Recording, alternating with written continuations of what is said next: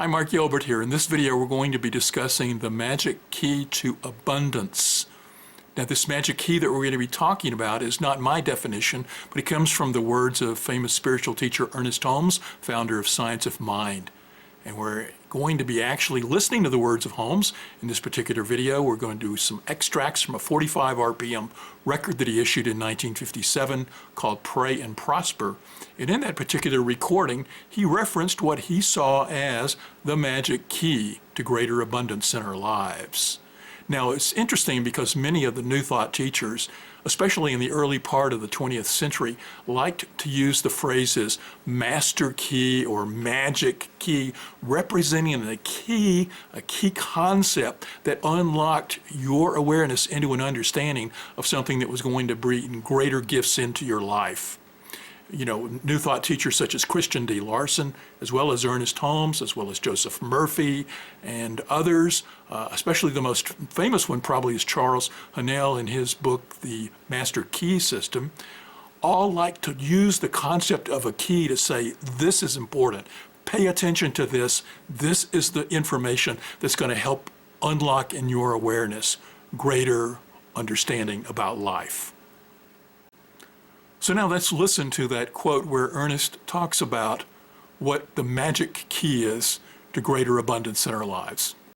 The law of good operates on your belief at the level of your faith according to your recognition.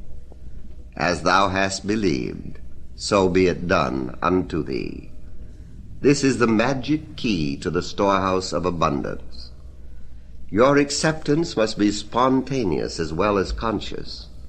That is, the whole mind must accept, the whole being must respond. You must accept inwardly, outwardly, and completely. You'll notice in that quote that Ernest references the law of good and says that's something that we have to feel and know is there in our awareness that we can claim. But what exactly is this law of good? To that end, I thought we might go out and ask ChatGPT how it would define it. So I asked it the question, what do New Thought authors mean by the law of good? And this is what it said. It starts off by saying that in New Thought philosophy, the law of good refers to the idea that there's a universal principle of harmony, abundance, and goodness that permeates the universe. This concept suggests that the nature of life and the universe is fundamentally good. And by aligning our thoughts, emotions, and actions with this principle, we can experience greater harmony and well-being.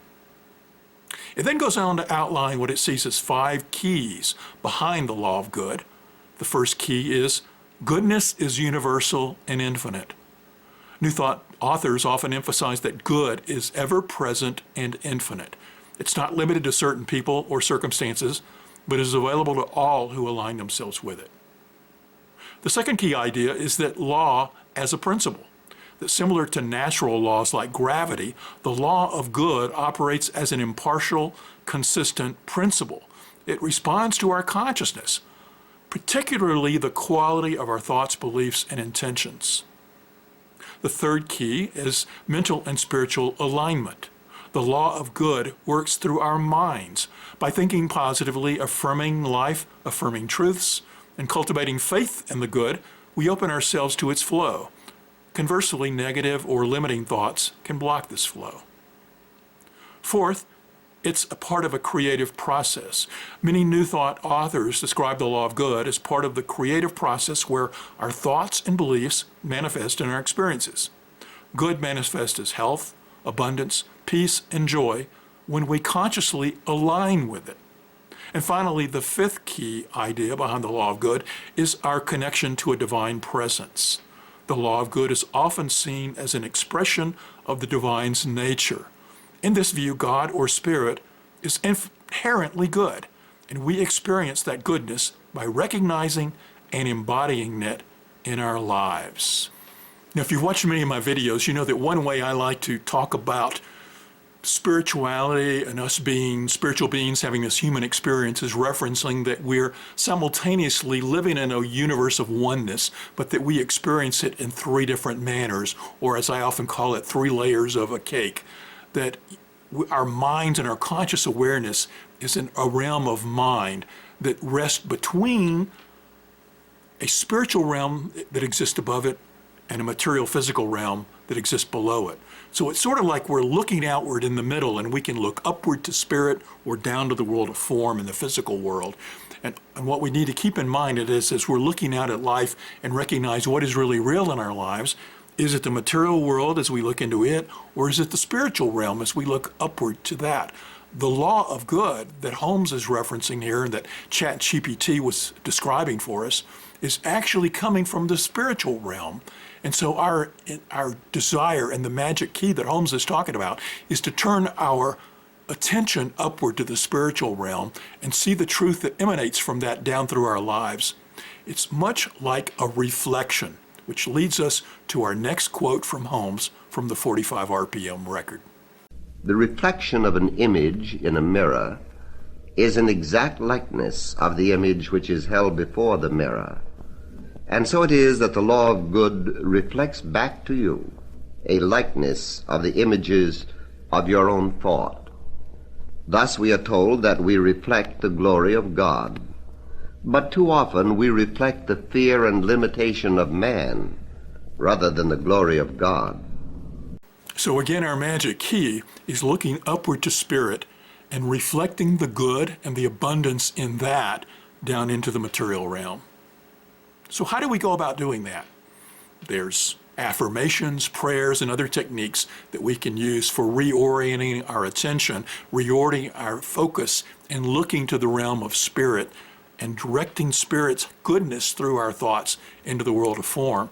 But one of the ones Holmes talks about in this particular record is the power of prayer, especially affirmative prayer. Not the old style of prayer where we beseech to an external God, but rather a type of prayer where we bring into our awareness a claiming and a knowing at the deep inner levels that the goodness in spirit is and manifested in our lives now.